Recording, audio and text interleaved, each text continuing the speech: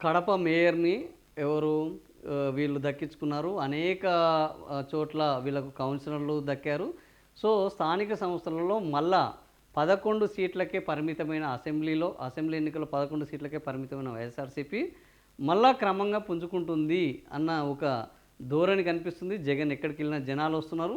మరి ఈ స్థానిక సీట్లలో వైసీపీ విజయం సాధించడము, కూటమి బలం తగ్గిందా? లేదా? అని మనం ఒక పోల్ పెట్టాము. ఆ పోల్‌లో మొత్తము ఎంత 46,000 మంది పాల్గొన్నారు.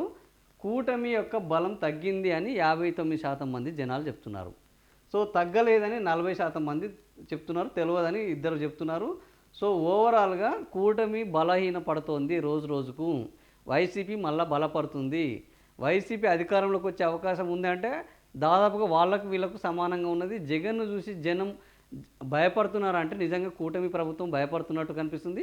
నిన్న ఏకంగా నరేంద్ర మోడీ ప్రధాని కూడా జగన్ సోషల్ మీడియాలో చేస్తున్న ఈ వాటికి మీరు కౌంటర్లు ఇవ్వాలి అని నేరుగా నరేంద్ర మోడీ చెప్పడం చూస్తుంటే జగన్ బలం పెరుగుతుంది, జగన్కు ప్రజాదరణ పెరుగుతుంది, జగన్కు మద్దతు పెరుగుతుంది. వాళ్ళు చేస్తున్న ఆరోపణలకు మీరు కౌంటర్లు ఇవ్వకపోతే మీరు మరింత బలహీనపడే అవకాశం ఉన్నదని ఏకంగా ప్రధాని నరేంద్ర మోడీ ఈరోజు వారించడం చూస్తుంటే నిజంగా కూడా జగన్ బలం పెరుగుతుంది, కూటమి బలం వచ్చిన 18 నెలల్లోనే తగ్గుతోంది అనేది ఈ వీళ్ళ ఓట్లను బట్టి చూస్తే మనకు స్పష్టంగా అర్థమవుతోంది.